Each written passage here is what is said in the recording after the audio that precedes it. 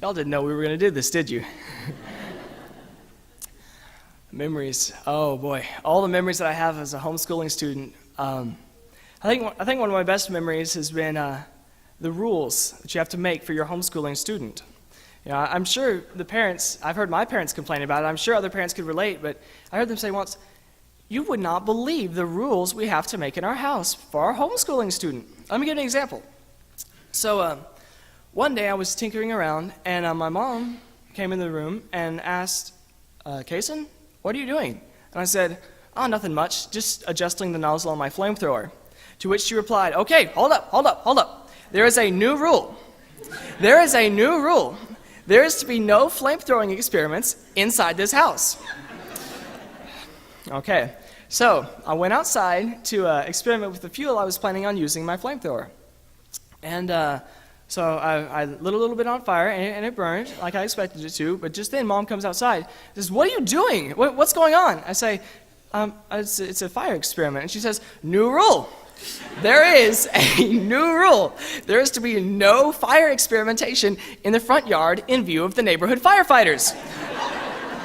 And see, she's just crushing my intellect and quashing my creativity here. I mean, see, now, if I ever burn a building down, I'll just say I was repressed as a child. That's why I did it.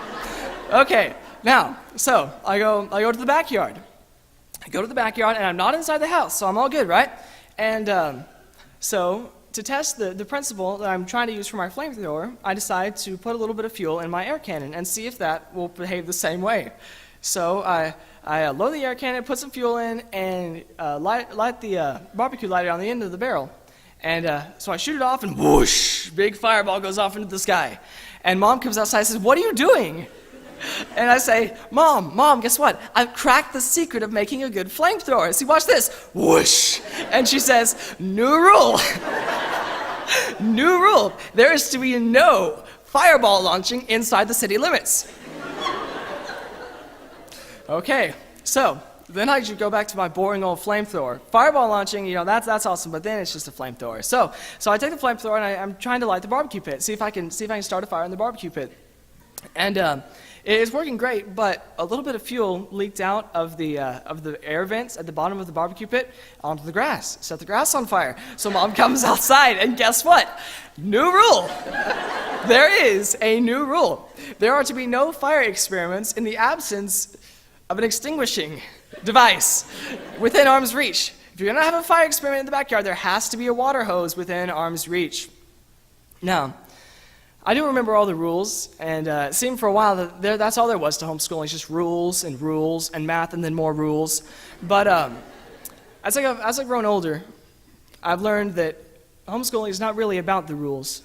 The rules are good, and they have their place, but it's not as much about the rules. And math and physics, well, they're good, and they have their place, but the things I remember the most from homeschooling are the times we've spent together. The times when I've got up with Dad on a Saturday morning and gone to work out in a karate class. I also remember the times, my favorite memories, of when Mom and I would take a break from our math or from our physics and put those things aside and go out on a mother-son date. We'd sit in a restaurant, and we'd laugh together, we'd enjoy each other's company, and she would impart her vast wisdom to me that she's gained through years and years of experience. This vast wisdom would be imparted on my soul.